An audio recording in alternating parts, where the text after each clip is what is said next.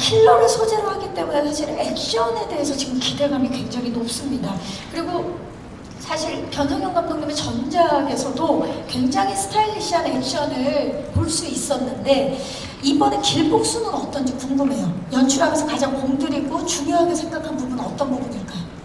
근데 사실 그 액션은 물론 이제 저희 무술 감독님 그리고 촬영 감독님 그리고 미술 감독님과 되게 같이 오래 공들이고 물론 배우분들도 똑똑한 트레이닝을 하면서 이제 열심히 준비를 했는데 가장 공들였었던 거는 그 쪽은 아니었던 것 같아요.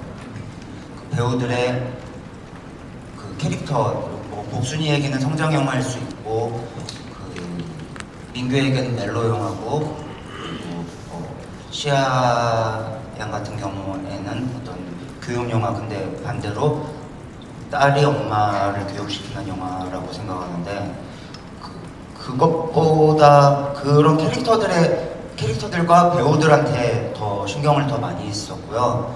그리고 이 이야기는 굉장히 비현실적인 이야기와 그리고 또 굉장히 보편적인 이야기를 같이 다루고 있거든요. 근데 그거를 먹는데 어떻게 좀 영화가 좀 뻔뻔해져야 될 필요도 있었고, 그리고 비현실적인 이야기를 가끔은 사실처럼 보이게 찍어야 되는 순간이 있었고, 그리고 굉장히 보편적이고 현실적인 이야기를 좀 또 만화적으로 표현해야 될 때가 있었고, 그래서 그런 중간에 그 연결 지점 고리들을 찾는 게 거의 가장 신경을 많이 썼던 것 같아요. 감독님 진짜 배우분들이 이렇게 그 합부터 시작해서 그 로보답 안에서 정말 자유롭게 멋지게 액션을 해내는 모습 보셨을 때 어떠셨어요? 너무 고맙기도 했고 사실은 굉장히 미안한 마음도 있었어요. 그래서 그 제가 중간에 제가 포기하려고도 했었거든요. 그래서 보고 그냥 배우가 너무 육체적으로 힘들어하는 모습을 보니까 다시는 액션 영화 찍지 말아야겠다라는 생각도 들어서 얘기를 한 적도 있어요. 이제 알아서 편집을 좀 해보겠다라고 해도 오히려 한 번만 더 해보자 하시더라고요. 그래서 너무 감사하기도 했는데 사실 그거를 보고 있는 것도 좀 사람이 할 짓은 아니다 싶더라고요. 그래서 촬영 감독님이랑 그 얘기를 했었어요. 다시는 액션 영화 찍지 맙시다라고. 정말 안 찍으실 건가요? 액션이 장르이고 그 액션이 주가 되는 영화는 정말로 좀 안 하고 싶어요.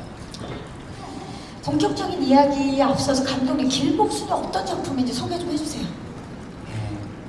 자신의 일과 자신의 아이를 굉장히 사랑하는 킬러인 직업 여성 그리고 뭐라고 하죠?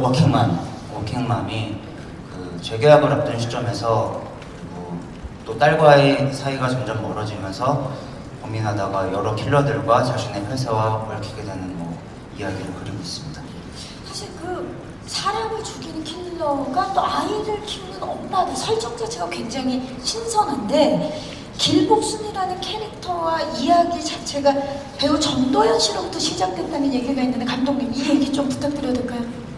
네, 설경구 선배님이랑 도연 선배님이 같이 하신 생일이라는 현장이었었는데 그때 경구 선배님이 저를 부르셨어요. 그래서 그때 도연 선배님의 제가 되게 오랜 팬인 거를 경구 선배님이 알고 있으셔서 그 일부러 부르셨었고, 그리고 그때 도연 선배님을 소개받았었어요. 그리고 선배님께서 그 이후에 연락이 한번 오셨었는데 그 어떤 작품을 같이 저한테 제안을 하셨었는데 저는 그때 제 오리지널을 좀 하고 싶다라고 해서 제가 다시 역으로 제안을 드렸어요. 그럼 혹시 제가 쓰는 오리지널 작품을 한번 해보실 생각은 있으시냐라고 했는데 선배님이 좀 긍정적인 답변을 주셔서 그래서 제가 전도연 배우를 데리고 전도연 선배님을 데리고 제가 무슨 영화를 찍을 수 있을까라고 고민을 되게 많이 했어요. 그러니까 선배님은 너무 좋은 영화를 많이 하셨잖아요. 그렇죠.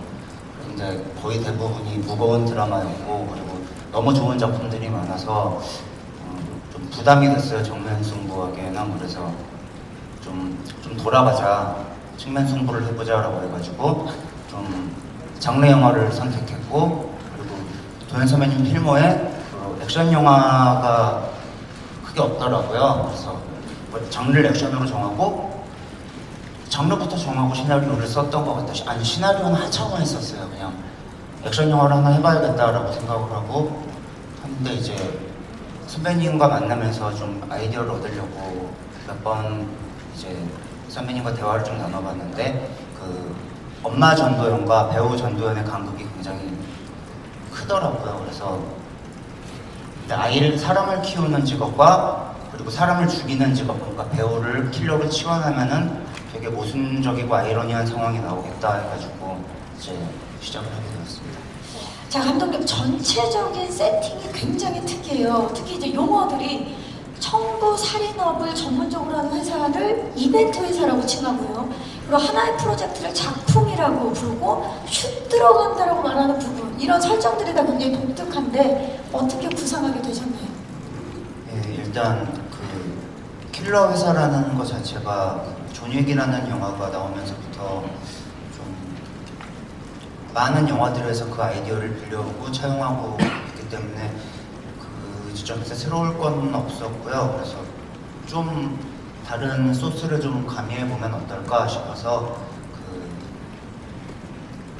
굳이 얘기하면은 그 배우와 영화 현장의 이야기를 좀 따왔어요. 그리고 더 얘기하면은 전도연 선배님 그리고 또 설경구 선배님에 대한 존경에 대한 이야기로 킬러를 배우랑 좀 치환을 시켰는데, 그 영화 대사에 그 킬러들을 칼이라고 부르기도 했는데, 그러면 그 킬러들을 배우로도 치환을 했는데, 영화 대사 중에 이런 대사가 나와요.